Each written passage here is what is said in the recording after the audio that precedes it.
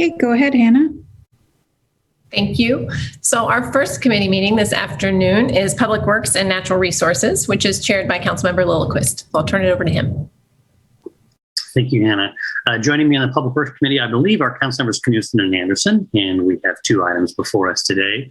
The first one is an update, maybe the final update, on the Middle Fork Nooksack River Passage Project. The Middle Fork Nooksack River Passage Project involves removal of a large portion of the city's diversion dam to restore fish passage to the Middle Fork of the Nooksack River and installation of a revised fish-friendly intake for municipal water supply instead. This rather large project is a collaborative effort between the City of Bellingham, the American Rivers Foundation, the Paul Allen Family Foundation, the National Oceanic and Atmospheric Administration, the Nooksack Indian Tribe, the Lummi Nation, and the Washington Department of Fish and Wildlife. When completed, it's expected to reestablish access to approximately 16 miles of critical spawning and fish rearing habitat. The project has actually been under construction since January of 2020, and they worked throughout the pandemic. And staff are here to update the council on the status of construction and show us what it looks like. One note, this is a rather large project paid for significantly with grants and other outside assistance. Total value of the project over $24 million. Chad, will you be beginning? I believe Eric wanted to kick things off, but I can certainly begin now, Eric. Well, just very briefly, wanted to highlight again the partnerships that we've had with these other outside agencies and express appreciation to the Lummi tribe and to the Nooksack tribe for their involvement on this. They've been significant partners on our efforts in helping to make sure this project is moving forward. So those efforts are going to continue on. Chad, Renee, and Steve Day, who's on the call today, will be going through some of the specifics, and really want to give a shout out and call out Steve Day, who's been passionately and thoroughly engaged on this project for the last 2 years in some pretty difficult circumstances. So Steve's been with us for a number of years. He's one of our excellent project engineers, and we just want to shout out to Mr. Day for his contributions to this project, and thanks for doing the work. And with that, I'll turn it back over to Chad, Renee, and Steve. Thank you, Eric. So I'm going to share my screen, and hopefully you're about to see the presentation. Let me know if you can't. So yes, this is our Middle Fork Nooksack project. Been going on since last January. The Nooksack tribe refers to it as Nuktakim, means always murky waters. So I'm just going to walk us through this.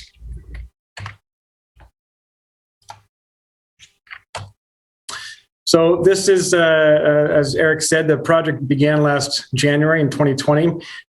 We finished the in-water work this last October through the pandemic. We haven't seen you all since last October, so taking a chance to catch you up now. We'll be done with this project by the end of this year, ideally. And just as a reminder on the project, this is the dam as it existed when we started the project, and a rendering of the revised river channel created during design of the project. And here we are with an actual picture of it as finished and completed when we took out the dam, or portions of the dam, to open up that channel. This is, as you can see, it's very close to the rendering. So now I want to catch everybody up to what we're doing currently, which is all the upland work. We're out of the water now in the channel restoration project.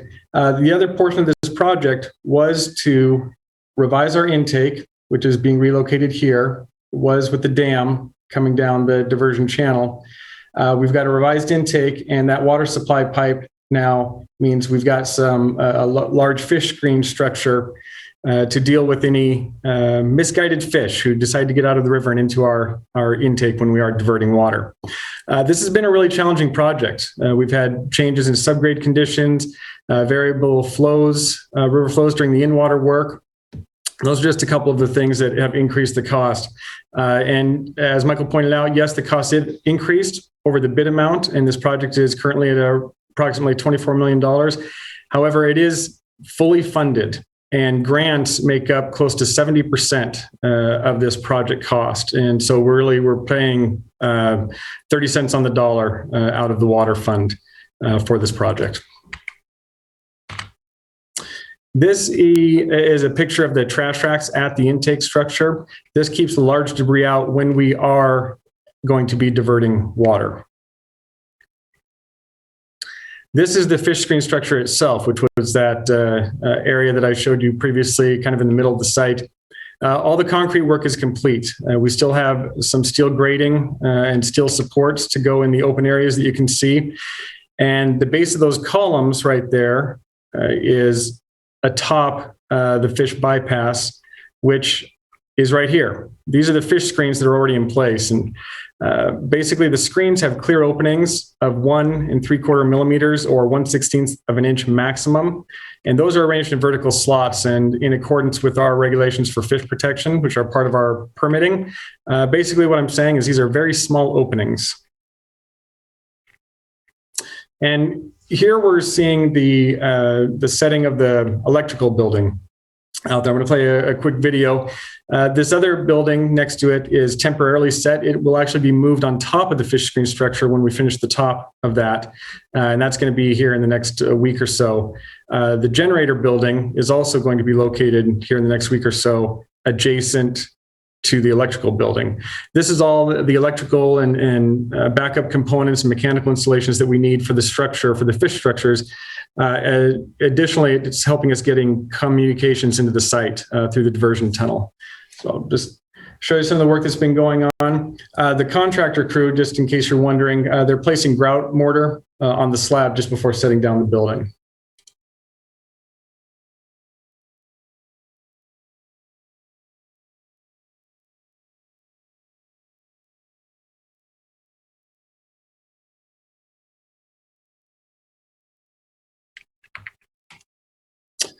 And so as you can see, we're finally looking like a site out there. I know some of you have been out there over the past year and a half or so. We're looking like a site that's getting close to the end of construction. You can see roadways, you can see structures. The new access road that will be out there and goes atop the fish structure and out to the new intake is on the right-hand side of this picture. The temporary road on the upper right, or excuse me, on the upper left, will be backfilled, sloped and replanted with restoration plantings. We'll also have plantings on the right-hand side of this picture between the new access road and the river. A couple of the challenges that I mentioned were the high flows events. So for instance, in February of this past year, of 2020 actually, we had a flow event that was 10,000 cubic feet per second. Out there. Right now, the river is running up in this area at around 1,000 cubic feet per second. Additionally, in September, we had an 8,000 CFS event. The channel restoration was complete at this point in time, this past fall. So it was really actually a nice event to see. The newly completed river channel bed responded exactly as we expected by the design team. This event, as well as several other larger events, came this past fall, and the river continues to evolve, but it's reacting just as our design team said it would. We're documenting this channel evolution through our long-term monitoring program, which is 10 years, and that's required by the project permits. But just so you can kind of see an 8,000 CFS event out there.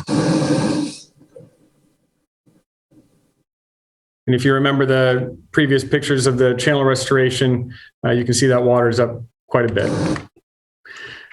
All the partners, as Eric said, are still fully involved with this project, and it is fully funded. We're really very appreciative of all of our partners on this. We're continuing to work with the tribes on next steps out there and supporting their cultural needs with the project. And we have a lot of information on our website. Hopefully you've been checking that out. Lots of photos updated regularly, along with some videos and some historical photos as well.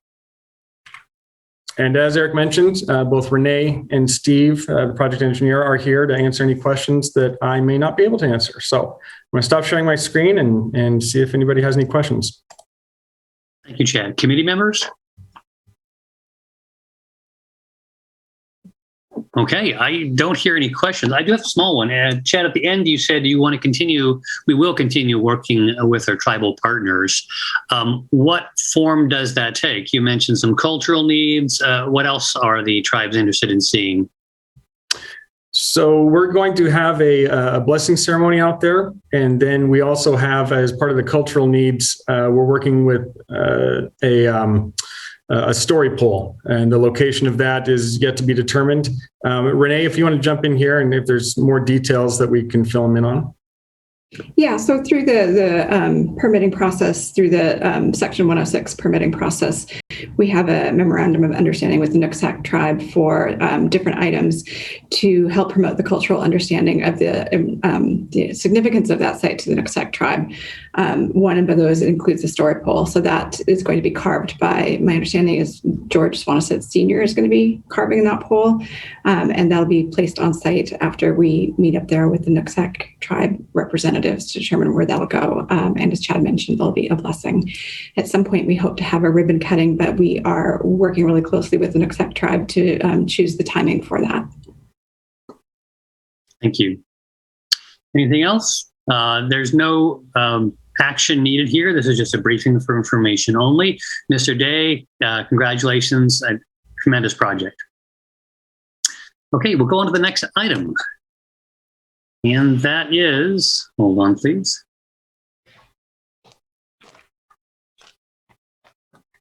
Approval of the tip. Hold on.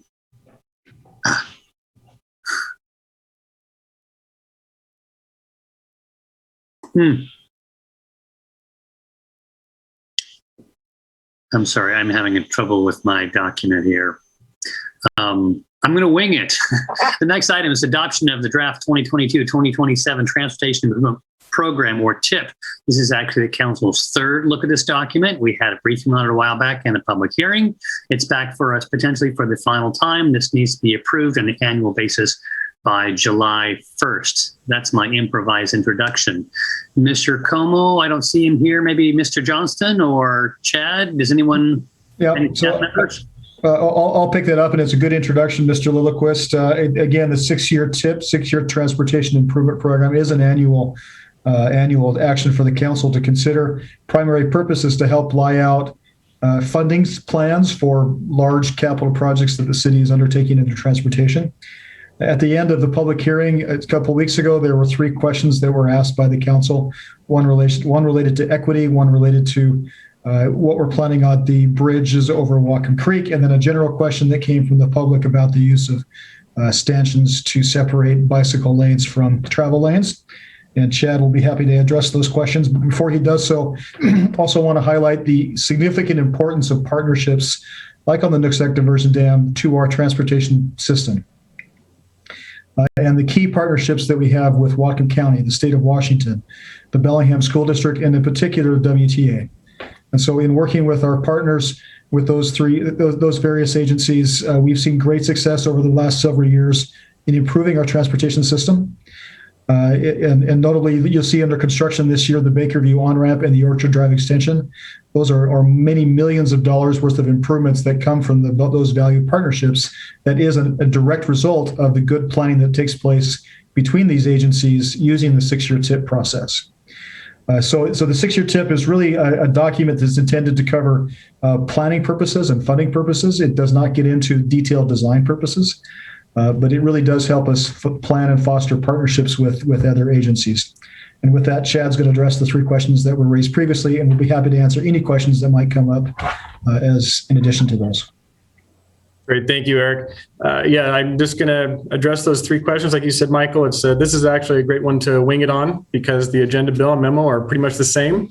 But in terms of those specific questions, we did get a comment, a letter from Walk and Roll Bellingham expressing their desire for more physically separated bicycle facilities. And the simple answer is we agree. We try to incorporate those physically separated bicycle facilities wherever we can. A great example of that is the ordinance council just passed not that long ago with regards to the James Street corridor and putting a multi-use pedestrian bicycle pathway on the west side of James Street. we look at separated facilities with every bicycle project we do. Oftentimes, unfortunately, we're constrained by things like right-of-way width that can limit our buffer widths, which is where we put the reflectors or stanchions that they suggested. For instance, out on Cordata, we put those in the buffers. But we are limited by right-of-way width. And additionally, we're limited by oftentimes parking strips or driveways, or WTA stops, or even maintenance of facilities to be able to get into narrow bike lanes beyond barriers. But the simple answer is yes, we absolutely look at those, and we agree physical separation of bicycle facilities is where we want to go and where we try to go on all of our projects. The second question was from Councilmember Lillquist regarding how the TIP projects address social equity. And I guess as an overarching view, I would just say that most of the projects do address social equity in some form or another. To get down into the details, for instance, on project number 2, our non-motorized projects, those all stem from the bicycle and pedestrian master plans, as well as the ADA transition plan, where equity was a special emphasis in the creation of all of those documents. And so our projects coming out of those are absolutely geared towards equity. In fact, since the development of those master plans, bike and ped master plans in construction since 2014, approximately 70% of our bicycle, or all of our non-motorized projects, I should say, have been in low-income neighborhoods. Another example is project number 3, the clean energy transportation. Those matching dollars from the transportation fund for EV charging stations, the EV charging station grant was written with those locations for the EV charging stations, taking a look at low-income neighborhoods for the location and social equity in those. Projects with federal funding, like Parkview Safe Routes to School or Telegraph Road, equity is a specific scoring criteria. In fact, I'm just going to read right from this latest round of funding. One of the criteria is the project is expected to improve transportation services for members of the community who are unable to drive because of low income, disability, or age. So we've been very successful in getting millions of dollars in federal grants through these projects. And part of the reason for that is because we do address social equity in our grant applications. And finally, the question from Councilmember Anderson regarding the Meter and James Bridge projects and the Gabions and Whatcom Creek corridor. So those projects are specifically geared towards the impacts of those bridges. We have to do those bridges because they're failing. We are not looking at the Gabions up and down the creek corridor. However, we are addressing in the immediate area of the bridge projects those needs. For instance, we are removing the wooden piers from the creek. They will be single span bridges going across the entire creek. So we will remove any obstructions within the creek corridor itself. Additionally, the abutments at each end of the bridge will be out of the flow path of the creek so that we can keep that wide open. When it comes time for us to do that study of the entire Whatcom Creek corridor, these two areas will basically be taken care of in terms of the failing Gabions in that corridor. So hopefully I've answered the 3 specific questions, but more than happy to answer any other questions that may have arisen. Committee members, any further discussion? Gene? No, I'll just go ahead and move the 2022-2027 Transportation Improvement Program. Thank you. We have a motion before us to recommend approving the resolution tonight to approve the TIP. Any further discussion? Anyone other than committee members have any comments? Seeing none, all those in favor of the motion signify by saying aye. Aye. Any opposed? Okay, I'll bring that forward, the unanimous recommendation tonight. And that concludes the Public Works and Natural Resources Committee. I return the meeting to you, President Stone. Thank you. Thank you, Councilmember Lillquist. So our next committee meeting this afternoon is the Planning Committee, which is chaired by Councilmember Anderson. And we'll pause just a moment to wait for